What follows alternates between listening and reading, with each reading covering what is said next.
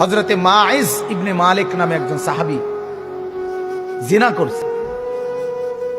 আল্লাহর নবীর কাছে এসে বলছি, ইয়া রাসূলুল্লাহ কাদ জানাইতু, আমি জিনা করে ফেলেছি। আল্লাহর নবী ফালতাফাতা, অন্যদিকে চেহারা ফিরাই দিয়েছেন। আবার তিনি বললেন ওইদিকে ফিরে গিয়ে, ইয়া রাসূলুল্লাহ আমি জিনা করেছি। নবীজি আবার চেহারা আরেক দিকে ফিরাই নিলেন। উনি আবার বললেন, ইয়া রাসূলুল্লাহ আমি জিনা করে ফেলেছি, আমাকে শাস্তি দেন, আমার উপরে হদ শরীয়তের বিধান কায়েম করেন, আমার আখিরাত পরিষ্কার করে দেন, আমার আখিরাত বরবাদ হয়ে যাবে নাই তো। আমি এখন ফয়সালা বিচার মানতে রাজি, আমার রায় এখন করে দেন। আল্লাহর নবী সাল্লাল্লাহু আলাইহি সাল্লাম তিনবারের পরে সাহাবীদেরকে বললেন, খোঁজ নাও সত্যি কিনা। খোঁজ নিয়ে দেখছে সত্যি ঘটনা। আল্লাহর নবী সাল্লাল্লাহু আলাইহি সাল্লাম বলছেন, গর্ত খনন করো। গর্ত খনন করছে।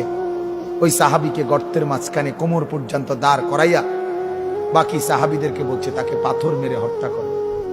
মুসলিম শরীফের হাদিস, একেবারে বিশুদ্ধ হাদিস। যখন পাথর মেরে হত্যা করছে, তখন পাথরের আঘাতের কারণে ওনার শরীর থেকে রক্তের ছিটা একজন সাহাবীর গায়ে আয়সা লাগছে। ওই সাহাবী তখন একটু বিরক্ত হয়েছে।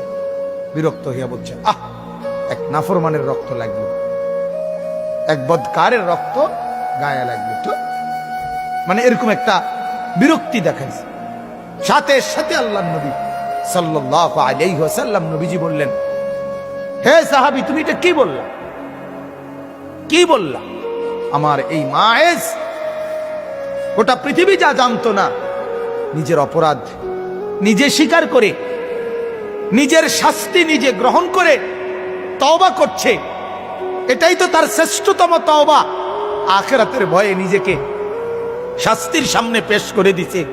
আল্লাহর নবী তখন বললেন, লাকাদ তাবা তাওবাতান, আরে সাহাবীরা শোনো, আমার এই সাহাবী এই মুহূর্তে এমন তওবা করছে, এটা তার এমন তওবা, লাউ কুসিমাত জামিউল আরদি লা ওয়াসাত, যদি তার এই তওবা বাইটা